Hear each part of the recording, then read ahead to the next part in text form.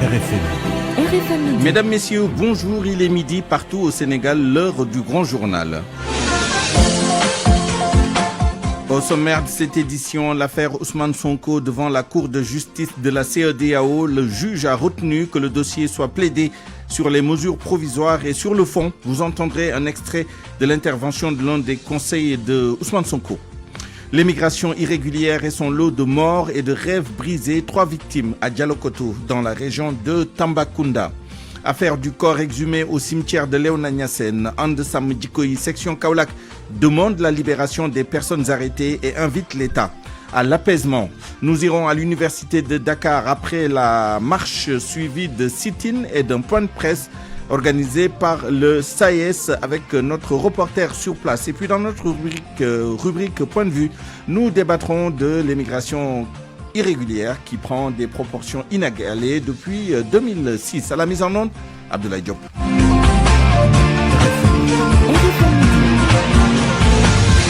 Souleymane Niang. Le dossier Ousmane Sonko devant la Cour de justice de la CEDEAO, l'État du Sénégal souhaitait uniquement plaider sur les mesures provisoires, mais le juge de la Cour de justice a décidé de retenir l'affaire. Le collectif des avocats de la défense plaide en premier. Juan Branco demande à la Cour de prendre les décisions idoines en rendant à Ousmane Sonko ses droits, dont sa réinscription sur les listes électorales. On l'écoute. Je veux remercier la Cour sincèrement de la diligence avec laquelle elle a accepté de recevoir la requête que nous avons préparée avec notre estimable confrère Clédor Cirelli. Et nous espérons et nous vous prions d'entendant ces mots, prendre les décisions qui s'imposent, permettre à M. Sonko d'être libéré sans craindre qu'il vous soit reproché une quelconque partialité ou ingérence, car c'est au contraire pour s'assurer de la neutralité et de l'impartialité du processus électoral que nous avons décidé de vous saisir. C'est donc encore une fois et pour achever, avec honneur, avec émotion, que pour la première fois devant cette Cour estimable, il vous est prié, au nom du peuple sénégalais, de rendre à M. Sonko ses droits,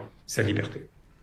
Chaque partie a 25 minutes pour plaider et à la suite de Juan Branco, c'est Maître Ciré Clédor Ly à l'instant même qui a la parole. Je signale également la présence de l'agent judiciaire de l'État qui auparavant avait demandé à la Cour donc de ne plaider que sur les mesures provisoires, demande qui a été, vous l'avez compris, rejetée. Justice toujours, affaire Ndeye Fatou Fall, dite Falafleur. L'activiste a été déclaré coupable de divulgation illégale de correspondance dénigrant l'administration pénitentiaire. Elle a été condamnée à 1 mois, dont 10 jours ferme, une peine déjà purgée, donc elle recouvre la liberté aujourd'hui. À Kaolack, And Sam Djikoyi, section Kaolack exige la libération de tous les détenus dans le cadre de l'affaire du présumé homosexuel exhumé et brûlé. Ses membres réclament toujours la criminalisation de l'homosexualité au Sénégal et invitent l'État à jouer la carte de l'apaisement. Aaron Niang, secrétaire général de la section Kaolack de And Sam Djikoyi, au micro de Fatumbo. Suite aux événements tragiques survenus dans notre très chère ville le samedi 28 octobre, dans la nuit, nous, section And Sam Djikoyi de Kaolack, regrettons qu'on en soit arrivé à ce niveau. Nous tenons également à rappeler la responsabilité de l'État dans cette affaire. En effet, le collectif And Sam Djikoyi, en sollicitant en 2021 des autorités la criminalisation de l'homosexualité au Sénégal, avait conscience que le peuple sénégalais, toute couche sociale et toute obédience religieuse confondue, rejetait dans son entière totalité et avec force cette pratique malsaine. En s'inscrivant contre la volonté de ce dernier, nos gouvernants ont ouvert la voie à d'autres possibilités de s'opposer à cette turpitude qui ne saurait prospérer dans ce pays. Un État digne de ce nom se doit d'être à l'écoute de son peuple, de répondre à ses aspirations et mettre en œuvre ses exigences. Toute autre attitude que celle-là est source de situations désastreuses qui susciteront toujours l'émoi et la consternation. Nous réaffirmons notre exigence de criminalisation de l'homosexualité pour parer à d'éventuelles manifestations de répugnance de la part des populations. Enfin, nous appelons nos dirigeants à jouer la carte de l'apaisement en libérant les jeunes détenus dans cette affaire. 12h, bientôt 5 minutes. Allons à Tambacounda. L'immigration irrégulière à Dialokoto, une commune située dans la région de Tambacounda, a enregistré 3 décès de jeunes âgés de moins de 35 ans. Ils voulaient rejoindre l'Europe par la mer, mais ils ont péri et la commune est plongée dans une grande tristesse avec la perte de ses fils.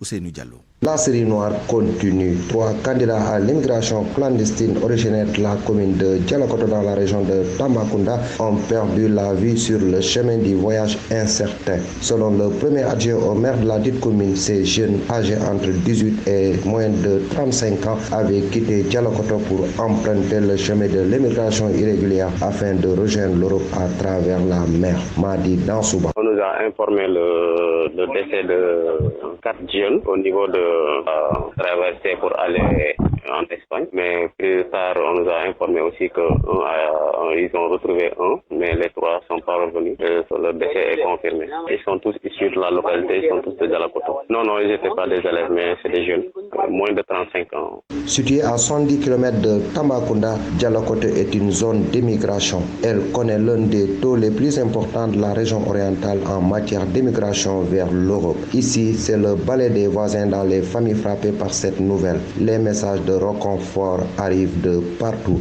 Tambacounda, Pape Ousseynou Diallo, RFM. Allons maintenant à l'université Cheikh Anta Diop de Dakar où le SAES a organisé ce matin une marche et un sit-in suivi de conférences de presse. Nous sommes en direct avec notre reporter sur place. Boubacar Diam, bonjour.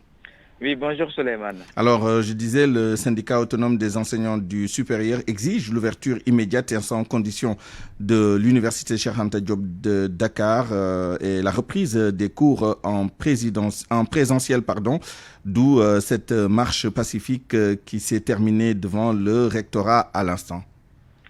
Oui, Souleymane, c'est comme vous l'avez dit, donc cette marche a commencé après départ devant la faculté des sciences juridiques et politiques, exactement là où était le chapiteau de la faculté de droit qui a été incendié le 1er juin lors de ces événements dont nous nous rappelons encore. Et le point de chute, c'était ici, devant le rectorat, où nous sommes encore. La manifestation vient à peine de se terminer et comme le point saillant ou bien ce que l'on peut retenir de cette marche en essentiel, c'était pour que les cours reprennent à l'UQAD dans les plus brefs délais, mais aussi par n'importe laquelle des reprises, une reprise en présentiel, parce que selon ces enseignants qui sont affiliés au SAES, 5 mois, ça suffit, et depuis 5 mois aussi, ils ont constaté que rien n'a été fait pour que la reprise soit effective ici à l'UQAD, malgré les décisions du conseil académique du novembre qui avait suggéré à ce que les cours reprennent dans les plus brefs délais. C'est la raison pour laquelle ils demandent au recteur de l'UQAD de prendre ses responsabilités, mais aussi au ministre de l'Enseignement supérieur, de la Recherche et de l'Innovation, de faire de même pour que les cours puissent reprendre, parce que l'année académique 2023-2024 doit être sauvée selon leurs mots, mais aussi que tout ce qui doit être fait à l'UQAD, que ce soit fait dans le plus bref délai, sans quoi eux du SAES vont maintenir le mot d'ordre et seront en grève. Merci Boubacar Dian. Vous avez tendu votre micro à Fatou Sekyoum, qui est la coordonnatrice SAES du campus de Dakar. Je vous propose de l'entendre.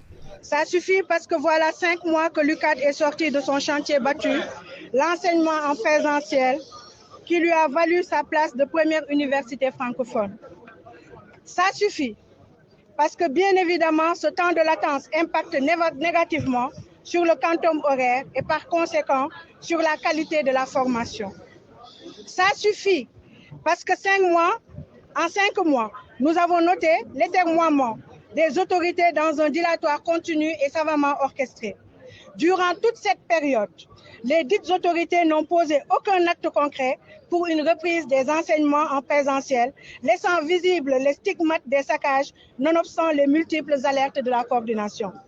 Aussi inacceptable que cela puisse paraître, nous ne pouvons plus nous arrêter sur des atrocités commises par des malfrats, des bandits qui ont brûlé notre chère université le 1er juin 2023, car il y va de la survie de l'UQAD en général et de la communauté universitaire en particulier. Nous n'avons pas le droit de laisser croire à ces personnes malveillantes que leur objectif criminel, qui était la mise à terre de notre outil de travail et par-delà l'enseignement supérieur, est atteint, nous n'avons pas non plus le droit de laisser croire à l'opinion que l'université est devenue un lieu d'instabilité et d'insécurité. À Ziguinchor, la coordination de l'université Assane Seck a également respecté la consigne du Bureau national. Les enseignants ont marché de l'amphithéâtre du rectorat pour exiger la réouverture des universités. Ils ont par ailleurs exigé le respect par l'État du protocole d'accord et le renforcement de la sécurité dans les campus. Alexandre Colli, coordonnateur du SAES de l'université Assane Seck de Ziguinchor, au micro de Lamine Ba. La réouverture sans délai des universités publiques, parce que le SAES a constaté qu'il y a un dilatoire de la part du MESRI concernant certains recteurs qui jouent de la conscience des acteurs des universités publiques légales, et le SAES ne peut pas l'accepter. Alors, de ce point de vue, le SAES réitère de manière ferme que les universités publiques ne peuvent pas être arrimées à un agenda électoral.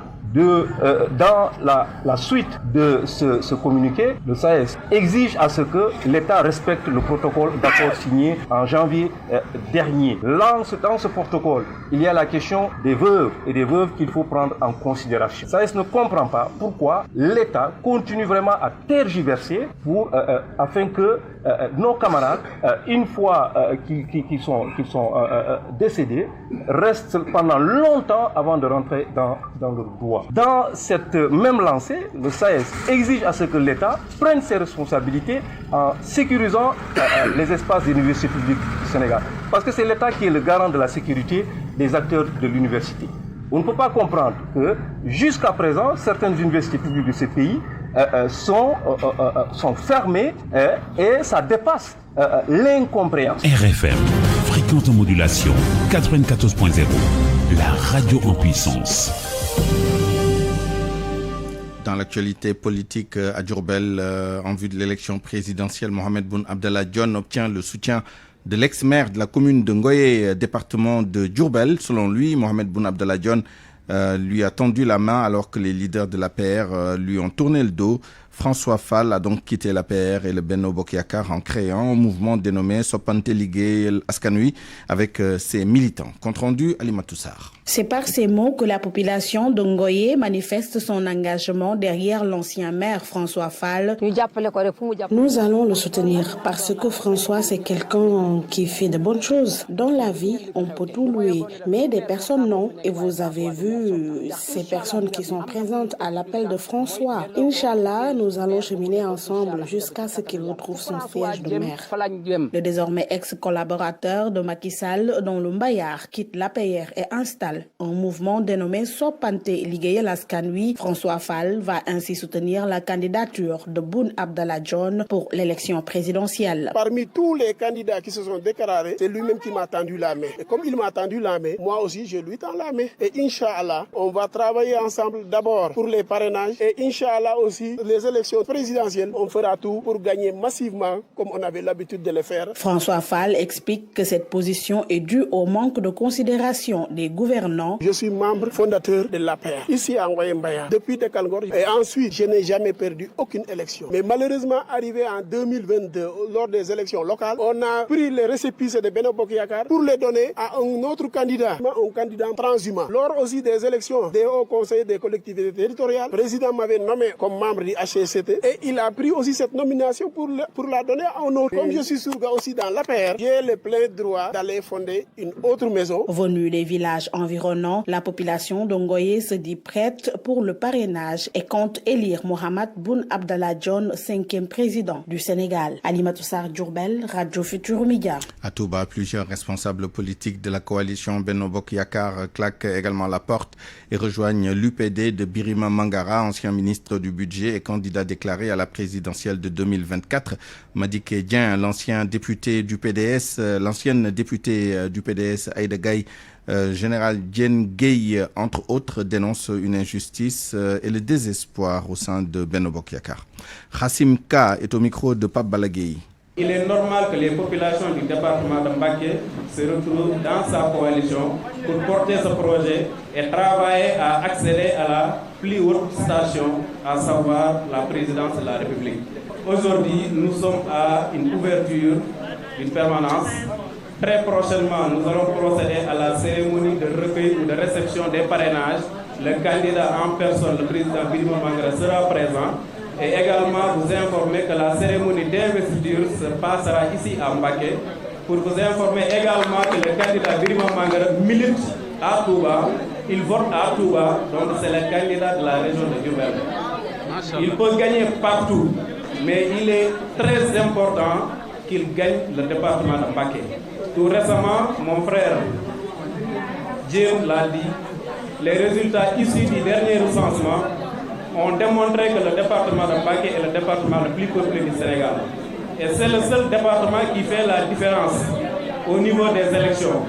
Donc il est très normal que nous travaillions à ce que, premièrement, que notre candidat passe l'étape des parrainages. Et puis cette question, en révoquant les membres de la Sénat à moins de 6 mois de la présidentielle, Macky Sall viole-t-il le protocole additionnel de la CEDEAO à ce sujet? Pour Moundiaye Cissé, c'est non. Le débat ne se situe pas à ce niveau. Le président de l'ONG 3D pointe plutôt des violations de la loi sur le choix des personnalités non neutres. Moundiaye Cissé avec Mohamed Ali Mouba. Je pense que ce n'est pas la peine d'aller loin en cherchant le protocole additionnel de la CEDEAO qui parle de modification de la loi. Parce qu'ici, aucune loi n'est modifiée. Ici, il s'agit de violation de la loi. Pas de modification d'une loi sans consentement. Mais il ne s'agit pas d'aller loin. Il y a une violation de l'article L4 du Code électoral. Parce qu'on a choisi des personnalités qui ne sont pas neutres. Le fait d'avoir choisi un membre de la Sénat qui a été un soutien politique pour le président de la République pose problème. Ça, c'est une première violation. M. Cheikh Awa Balla Fall n'est pas neutre. Deuxième violation de l'article L7 qui dit que les membres de la Sénat doivent être renouvelés au tiers. Ça n'a pas été respecté parce que on a renouvelé les 12.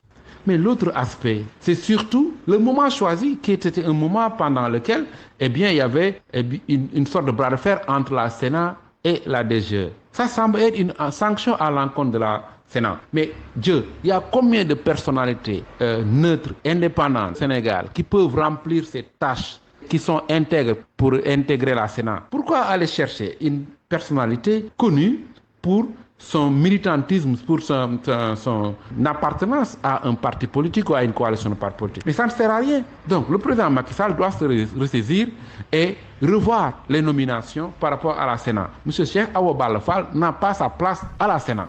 À 12h17, le reste de l'actualité à Kaolack, Arsène Momel exprime son inquiétude sur le retard de la fixation du prix de l'arachide pour la campagne de commercialisation en cours au Sénégal. Selon le président, le prix normal devrait être fixé à 700 francs CFA. Bassirou Ba appelle le gouvernement à organiser des élections de représentativité des syndicats des éleveurs et des agriculteurs.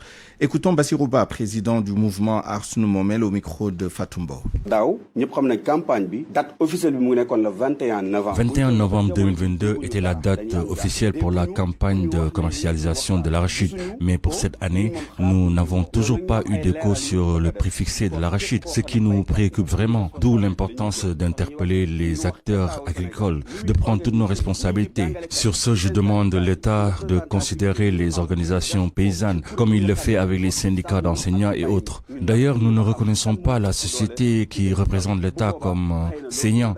Donc les agriculteurs ne sont pas du tout représentés afin de fixer le prix. Au moment où je vous parle, le prix de l'arachide est entre 350 et 400 francs. Chose inacceptable pour les acteurs qui ne sont pas considérés.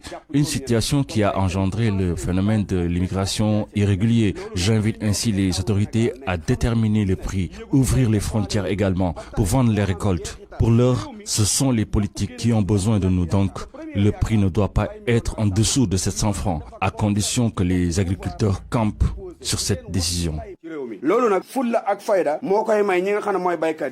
RFM. L'actualité internationale. Le journal international avec vous, Georges Détié-Diop. Bonjour. Bonjour Souleymane. Guinée, le bilan de l'opération Commando à la prison de Conakry connu. Le parquet général a annoncé ce matin qu'au moins 9 personnes ont été tuées, dont 3 assaillants et 4 membres des forces de défense et de sécurité. 6 autres personnes étaient soignées à l'hôpital pour des blessures par balle samedi. Des hommes lourdement armés avaient fait provisoirement sortir de prison l'ex-dirigeant du pays Moussa Dadis Camara et 3 co-détenus. Son Sodatiam.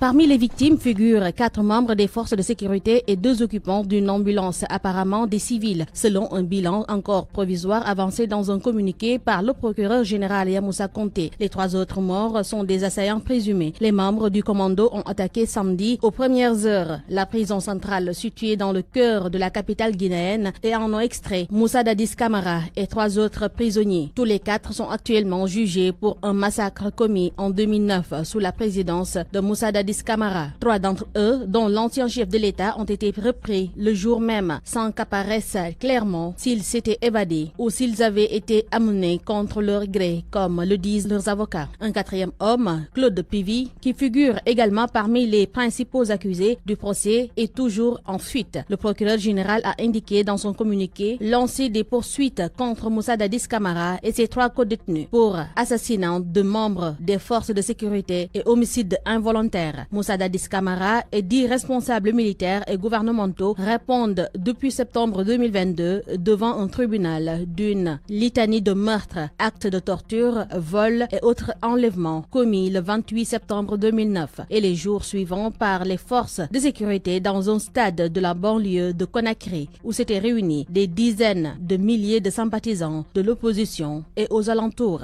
60 militaires, Souleymane et agents pénitentiaires ont été licenciés à la suite de cette évasion, raison invoquée par le chef de la junte guinéenne, le colonel Mamadi Doumbia, manquement à l'emploi et mauvaise conduite. Au Cameroun, au moins 20 morts dans une attaque à Mamfé, dans le sud-ouest du pays. L'attaque s'est produite à l'aube. Des hommes armés ont ouvert le feu sur les habitants alors qu'ils dormaient. Le chef administratif de la division environnante de Maniou a déclaré que les assaillants ont aussi incendié des maisons. Cette personne était hospitalisée et les forces de sécurité fouillaient la zone. Aucun groupe n'a pour le moment revendiqué l'attaque. Au Cameroun, toujours, Paul Biya fête ses 41 ans au pouvoir ce lundi. Célébration en grande pompe. Paul Biya est arrivé aux commandes le 6 novembre 1982. Il a succédé à Amadou Ahidjo qui s'était retiré pour des problèmes de santé après 22 ans de règne. Il était son premier ministre. La dernière apparition publique de Paul Biya remonte à juillet dernier lors du sommet Russie-Afrique à Saint-Pétersbourg. Paul Biya est âgé aujourd'hui de 90 ans. La guerre au Proche-Orient, des frappes nocturnes d'Israël font des centaines de morts. Plus de 200 morts selon le ministère de la Santé du Hamas. L'armée israélienne dit avoir effectué des frappes significatives durant la nuit. Des frappes qui vont se poursuivre ces prochains jours sur Gaza. 4 membres de la famille d'un journaliste libanais, 3 enfants et une femme ont été tués par une frappe israélienne sur leur voiture dans le sud du Liban. Pendant ce temps, le chef de la diplomatie américaine poursuit sa tournée de crise au Proche-Orient. Après une étape en Irak, Anthony Blinken est annoncé ce lundi à Ankara où il doit rencontrer son homologue turc. Hier dimanche, une rencontre avec Recep Tayyip Erdogan paraissait compromise. Le chef de l'État turc avait fait savoir qu'il poursuivrait comme prévu un voyage en province. La France, pour terminer, le ministre de la Justice, Éric Dupond-Moretti, devant la Cour de justice de la République ce lundi, il est accusé d'avoir abusé de ses fonctions pour régler des comptes liés à son passé d'avocat. Il est reproché au ministre d'avoir profité de sa fonction pour régler donc ses comptes avec les magistrats. Merci Georges Détié-Diop. Parole aux auditeurs. L'actualité, qu'en pensez-vous? Moi, je pense que vous devez. Réagissez dans nos éditions d'information sur l'actualité. Bonjour. Du lundi au vendredi, vous avez la parole sur RFM. Dans notre rubrique Point de vue, nous débattrons de l'immigration clandestine qui prend des proportions inégalées depuis 2006. Nous serons avec Badara Ndiaye, directeur de l'ONG Diadem, et Adam Mbeng, président de l'ONG Action pour les droits humains et l'amitié. Tous deux sont des spécialistes, des experts des questions migratoires. RFM Sport. L'actualité des sports, c'est avec vous. Malal Junior Diagne, bonjour. Bonjour Souleymane. Modou Lo reste le roi des arènes après son combat contre Ama Baldé. C'était hier à l'arène nationale, une première pour ces deux lutteurs qui ont foulé l'enceinte de l'arène nationale pour la première fois de leur carrière. Mais Modou Lo, qui est venu avec une préparation spécifique, a réussi à conserver son titre de roi des arènes après pratiquement 1 minute 30 secondes de combat. Le roc des parcelles est plus que jamais assis sur le trône. Et est déjà tourné vers son prochain combat dans un mois contre un autre lutteur de Pikine, Boignan. Le président de l'écurie Rock Energy, Khadim Gadiaga, revient sur comment il a lutté et sur comment il compte préparer le prochain combat face à un autre Pikinois. Comme mode professionnel, Modlo est un professionnel, il est bien encadré évidemment, nous sommes derrière.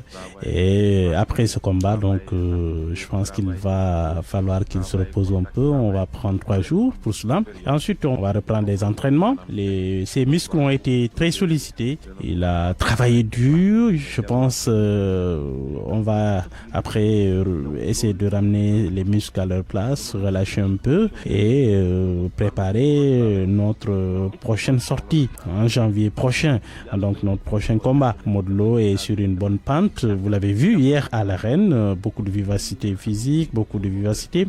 Il est revenu au meilleur de sa forme. Je pense que s'il continue comme ça, il peut conserver encore longtemps son titre de roi des arènes.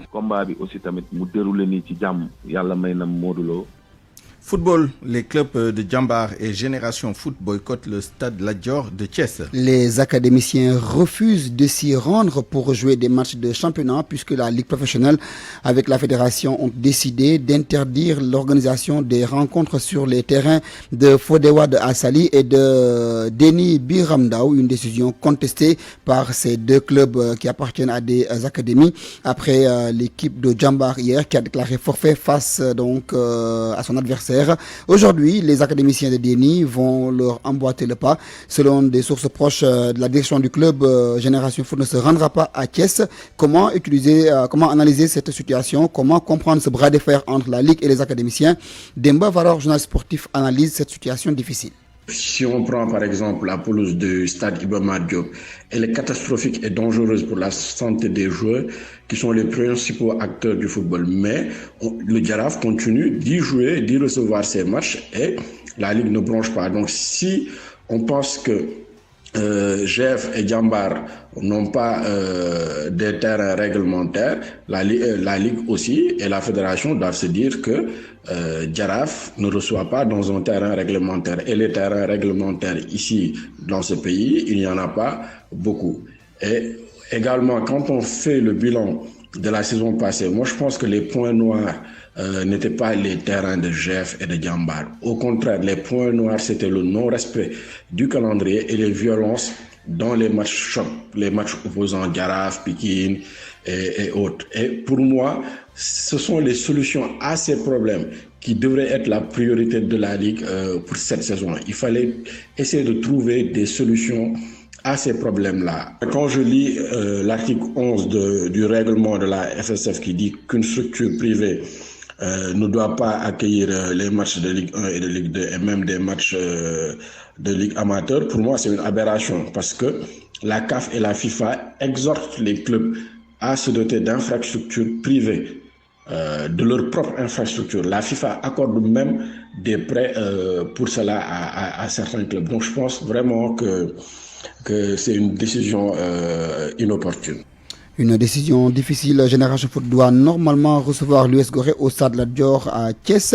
Demain, pour clôturer cette journée, l'Union sportive de Ouakam jouera contre Teungueth FC. Après 2 journées, Dakar Sacré-Cœur, Linguère et Guédiawaye occupent les 3 premières places. Jeux olympiques de 2024 et 2026, le comité olympique se prépare. Ils sont à Sali pour voir l'état d'avancement des chantiers pour les Jeux olympiques de la jeunesse en 2026. Occasion saisie également par ses responsables pour bien se pencher sur la question de la prise en charge et de la préparation des athlètes sénégalais en vue des Jeux olympiques Paris 2024. Ibrahim Awad, président du comité, au micro de Ndeye Matidjan.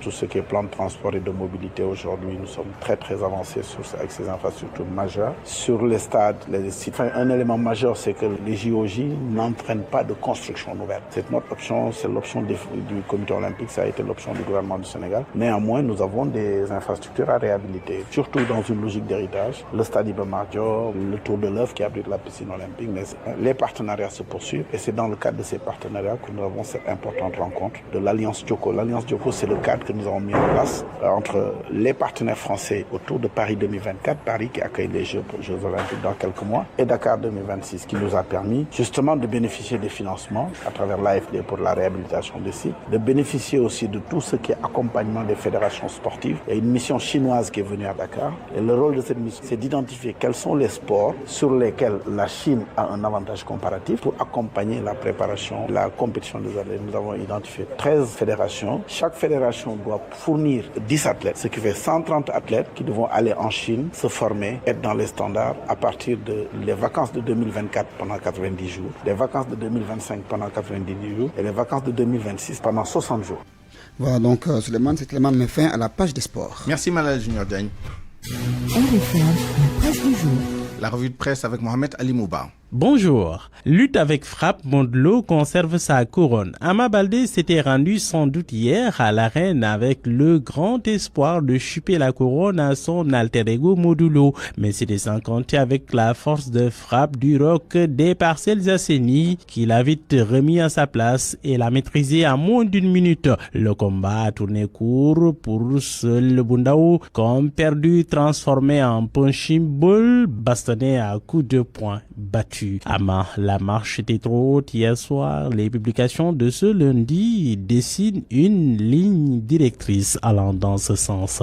Sonolamb s'élance. Le journal écrit Modou Lo corrige Ama Baldé en 52 secondes. Le roi des arènes conserve sa couronne pour Bespi le jour. Lo écrase Ama. Les 22 coups décochés par le roc des Parcelles Assainies ont été fatals aux Pikinois.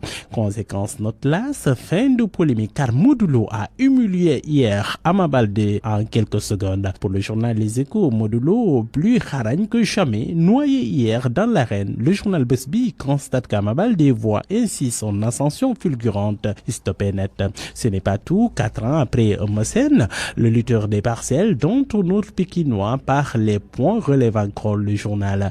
Modou Lo révolutionnaire aussi sans gris hier. Victoire sans bavure et sans mystique apparent, l'eau incolore, inodore et sans saveur, entendez sans adjectif numéral cardinal. Le journal Observateur note que Modou Lo a donné un message au monde de la lutte et au marabout. On peut gagner sans de gros fiorissures. Selon Khalifa Mohamed Traoré, préparateur mental, tout ce qui est fardeau, tension et pression, Modou Lo l'a mis à sa juste valeur. Au niveau sportif, première sortie réussie à l'arène nationale. La VAR a été du côté du roi des arènes. L'immigration irrégulière, le Barça, voilà le Barça. Un autre drame au large de Nouadhibou, c'est en Mauritanie. Libération rapporte ce matin qu'une embarcation partie au Sénégal a heurté un rocher avant de se renverser. 13 corps sans vie repêchés, plus de 50 passagers portés disparus. Au large de Dakar, la marine nationale a secouru une pirogue tombée en panne en pleine mer. Elle transportait 221 migrants, dont une maman et son nourrisson de 3 jours nés dans la pirogue. Nouadhibou, cimetière à ciel ouvert de migrants, écrit du coup le quotidien. En fait, 700 personnes ont été secourues ces derniers jours par des Mauritaniens. 13 morts en tout enterrés sur place. Dans sa chronique du lundi, Madiambal Diagne s'en offusque. Il est attristé par ce qui se passe. Le commentateur du journal souligne qu'il est triste de les voir partir pour le Nicaragua. Madiambal Diagne, qui était à l'aéroport un jour de départ, raconte ce qu'il a vu à découvrir en page intérieure du journal. Nomination des membres de la Sénat, la polémique se poursuit, elle se propage même selon Sourça. Le journal a donné la parole à Dr Mbaye Cissé, chercheur et spécialiste en études de droit comparé. Il dit que Macky viole le protocole additionnel de la CEDEAO. Dans le journal L'Info, le décret de la polémique, écrit le confrère Ndiaga Sylla, note que ce décret viole le principe de la permanence de l'organe de contrôle et de supervision des élections et son corollaire, la clause de la fin et du renouvellement des mandats. Dans le journal Sud Quotidien, Valdiodio Ndiaye relève son caractère manifestement illégal. Bougane Gueye Dany récuse Abdoulaye Sylla et Cheikh Awa Balla. Le professeur Ismaël Madior Fall de Benno Bokk Yakaar recadre Ndiaga Sylla qui réplique. Dans le journal Enquête, la grève des enseignants, l'école entre la vie et la mort, une journée école morte ce mardi. La tutelle bande les muscles, les enseignants se radicalisent. Cheikh Oumar Anne menace de revenir sur les engagements qui ont coûté à l'État du Sénégal à 250 milliards de francs CFA. Ceux qui déstabilisent l'école sont ceux qui ne respectent pas les accords, indique de son côté Ndongo Sarr, syndicaliste. Bon lecture à tous. Point de vue. Regard croisé sur l'actualité du jour. À 12h35, bienvenue dans notre rubrique Point de vue. Nous allons parler émigration irrégulière, un phénomène qui connaît une nette recrudescence ces derniers temps avec des centaines de candidats à l'immigration qui arrivent aux îles Canaries ou qui sont rapatriés via Dakhla au Maroc ou plus récemment la Mauritanie pour tenter de comprendre davantage le phénomène et comprendre également la stratégie de lutte contre ce phénomène des États notamment du Sénégal. Nous sommes avec deux experts en la matière. Badara Ndiaye, directeur de l'ONG Diadem, bonjour.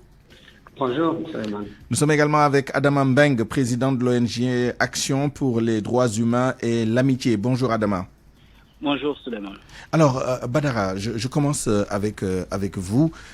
Parlons d'abord des départs. On a longuement épilogué sur les raisons pour lesquelles de jeunes Sénégalais, jeunes et moins jeunes d'ailleurs, prennent les pirogues pour les uns. La voie aérienne via le Maroc, l'Europe et l'Amérique du Sud pour se rendre aux États-Unis pour les autres.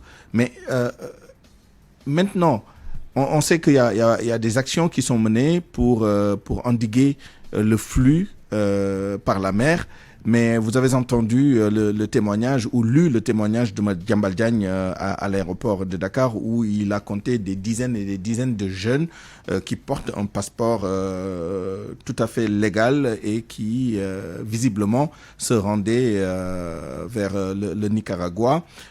Que fait l'État justement pour adresser cette question de l'immigration clandestine? Est-ce que vous êtes satisfait de la stratégie qui est mise en œuvre actuellement?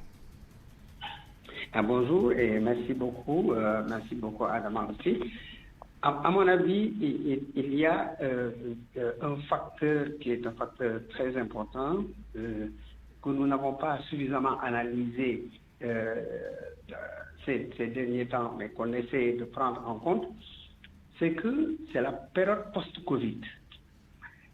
Et la période post-Covid a été une période assez importante parce qu'on est resté 2 ans où il y a ce que j'appelle une crispation économique et une crispation des opportunités et avec une population qu'on a vu récemment avec les enquêtes de l'ANSD, une population qui fait 50% de 19 ans. Et on est aussi en face d'une situation nationale avec des atrophies qui existent au niveau des capacités d'emploi salariés et je pense que tout ce facteur-là, c'est un facteur c'est comme si on était enfermé dans un étouffoir et après brusquement on se rend compte que il est devenu important d'aller à la recherche d'opportunités. Moi, je l'appelle à la recherche d'opportunités avec une signification polysémique. Et je pense que le Sénégal avait anticipé en 2023 avec le Silet du Sini. Mais à mon avis, il y a à la fois une diversification des destinations, des itinéraires, mais aussi, et ça c'est quelque chose de très important, il y a un renouvellement des catégories de candidats à la migration régulière. Donc ce qui fait que les réponses peuvent nécessiter des renouvellements partiels par rapport à ce type de situation.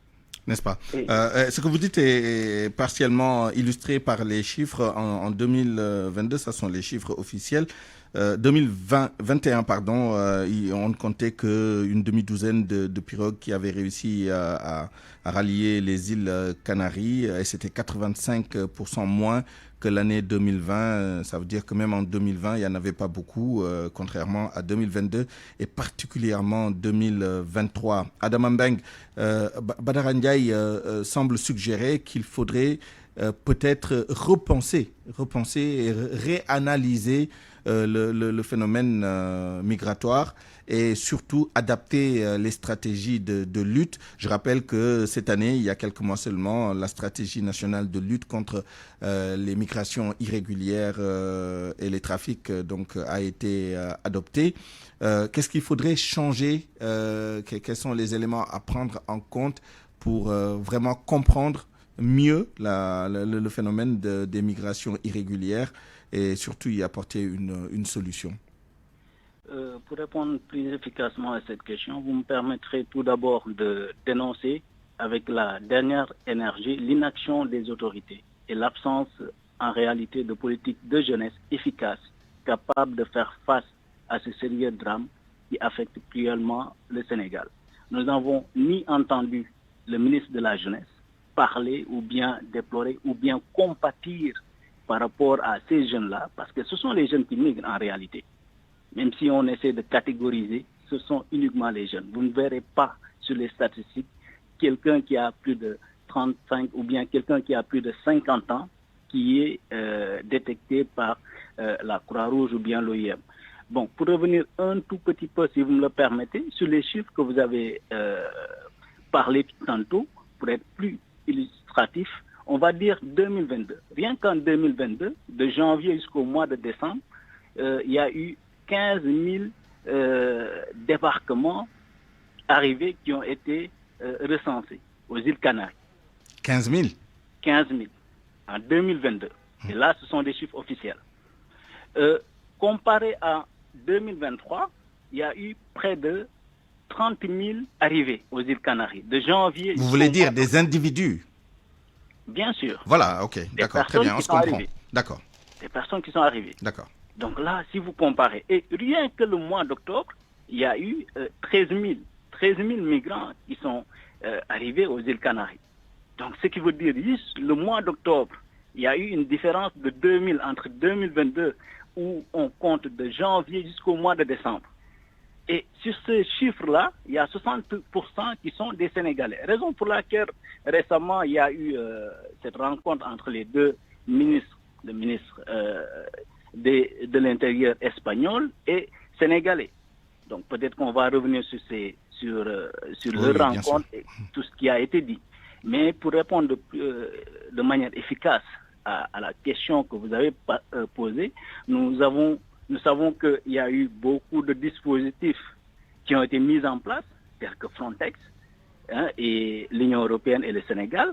Il y a eu non seulement ces accords-là de 2005 à nos jours, il y a eu, je l'avais dit sur vos antennes, de l'argent qui a été destiné à l'aide au développement, parce qu'en réalité, lorsqu'on parle de l'aide au développement, ce n'est que du saupoudrage. En réalité, peut-être si on doit changer de stratégie, c'est dans ce domaine-là qu'on doit le changer. Mais si vous me le permettez, je peux revenir sur ces chiffres-là où les montants qui ont été mis en place ou bien mis en œuvre pour contrer cette migration-là. Mais le plus important, c'est où va cet argent, quel que soit le montant, parce que je rappelle que la stratégie nationale de lutte, il y a 5 axes. Évidemment, il y a la prévention avec le financement et l'emploi. Comme sous-axe. On a également le soutien aux migrants. Il y a l'aide à la réinsertion, au retour et à la réinsertion. Il y a la gestion des frontières et la répression. On a l'impression que tout est concentré sur la gestion des frontières, Frontex, toute l'armada qui a été déployée en mer pour contrer les migrations et tout, et ainsi que sur la répression, c'est-à-dire quand on arrête des trafiquants, des convoyeurs, qu'on s'empresse de condamner, en laissant bien naturellement les candidats libres de tout mouvement. Mais en réalité, ces accords-là ne datent pas d'aujourd'hui. Vous savez, lorsque vous me parlez de stratégie de lutte contre la migration irrégulière ou bien stratégie interministérielle, ce n'est que le fait de prendre en réalité les stratégies qu'ils avaient mises en œuvre depuis 2005 jusqu'à présent, qu'ils ont essayé de condenser pour essayer de... Voilà. Mais pour répondre de manière, comme je l'ai dit tantôt, c'est-à-dire ce n'est que ce qu'on appelle du saupoudrage. Si je donne l'exemple des 135 migrants qui étaient bloqués au Niger, avec qui on a eu à aider pour qu'ils reviennent ici au Sénégal, il ne reste que 5 migrants qui sont toujours ici au Sénégal. Tous les autres sont repartis. Pourquoi? Parce que l'argent, les fonds qui ont été déployés pour la réinsertion de ces migrants-là, en réalité, ils n'ont pas suivi. Il n'y a pas de suivi-évaluation. Ce qu'ils ont fait, c'est de donner normalement ce qui doit être fait, c'est de les former. Après leur formation, tel un Jean ou bien monsieur X qui doit faire, par exemple, boulangerie, on va lui acheter les matériaux qu'il faut. Mais malheureusement, ces migrants-là, certains ont reçu de l'argent.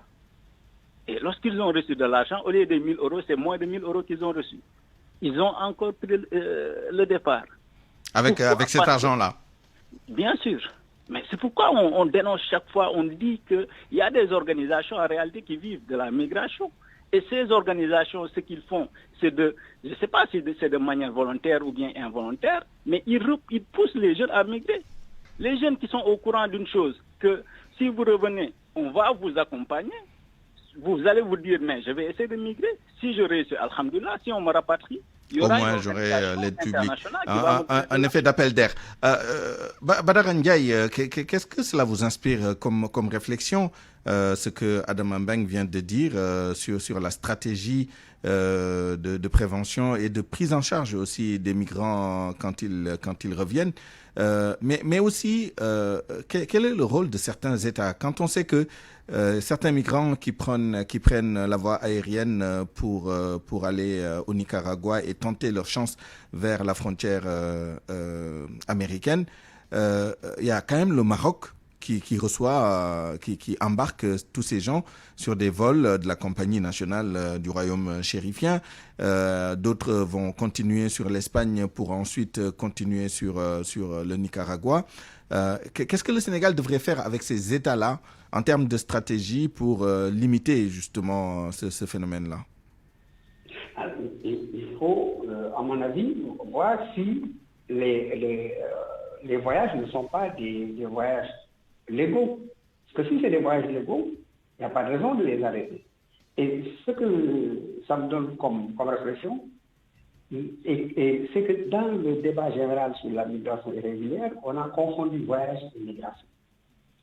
On est arrivé à un point où voyager est considéré comme migrer.